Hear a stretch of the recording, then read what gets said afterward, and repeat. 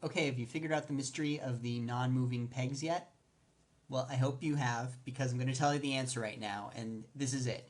Basically, if we look at our turn normal function, we can see that it is changing the way our physics world works. It's changing the density of these pegs. And we are doing it within our hit by ball function. And this in turn is being called from our contact listener. And the one rule about using our contact listener, if you'll remember, is that we can't call any functions within this contact listener that might actually change the state of our world.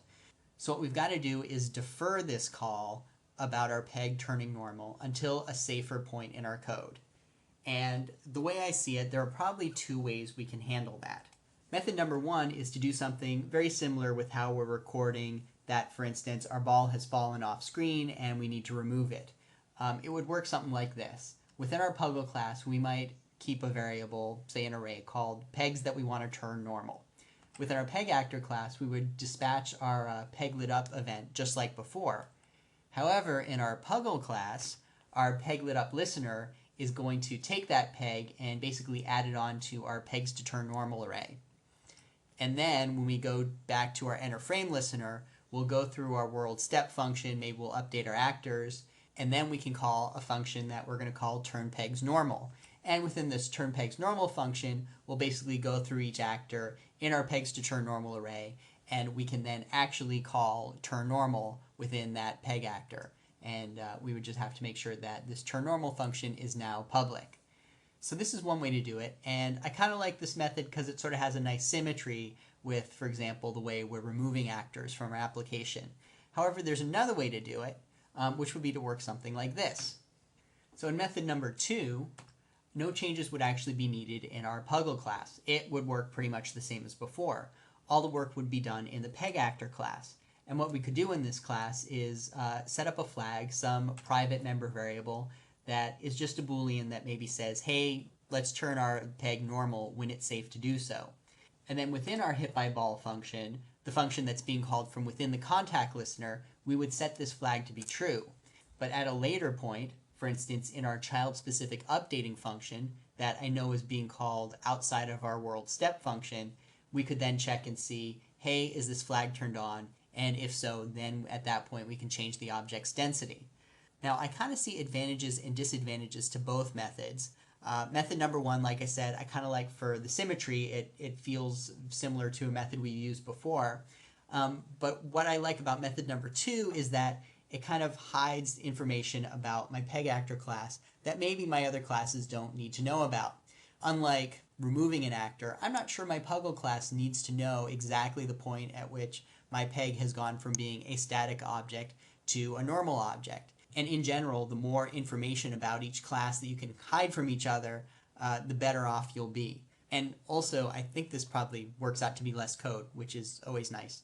So I think I'm going to try this method and see how it works. At some point, I might regret this decision and say, wow, my Puggle class really should be the one in charge of determining when a peg actor goes from being a static object to a moving object. But for now, I kind of like keeping things as separate as I can. So let's go with this method, and we can do that now in our code. And really, most of this code should be pretty simple. It's pretty much what we had in the PowerPoint. So I'm going to create a private variable called turn normal when safe. That will be a Boolean.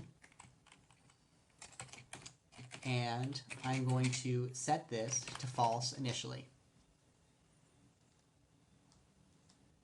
And then down here in my hit by ball function, instead of calling the function turn normal, I'm just going to set my flag of turn normal when safe to true. Now finally, I'm going to override my child-specific updating function. And I'm basically going to say, all right, if turn normal when safe is true, we will call turn normal. And then I suppose we can turn this off. There we go. Now we have safely moved this call to turn normal to a point in our application when we know box2D isn't going to be in the middle of trying to update the world. And now if we run this, I think everything should work. Let's give it a try. let's try this here. All right, well, that's kind of interesting.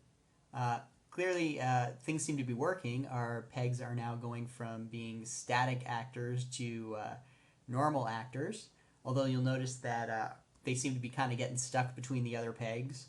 And and you'll notice that when my ball moves off screen, all of the pegs will disappear like before because we haven't turned off that behavior. But it is a start, and we seem to have things that are actually working now, so that's kind of nice. So let's keep plowing ahead with this thing. So first things first, I guess let's space out our pegs a little more so they have room to fall around each other. And it looks like we can do that within our create level function in our Puggle class. We'll just move our spacing out a little bit. Instead of making things 36, let's make them, oh, I don't know, how about just a little bit more? Let's go for like 46. See what happens.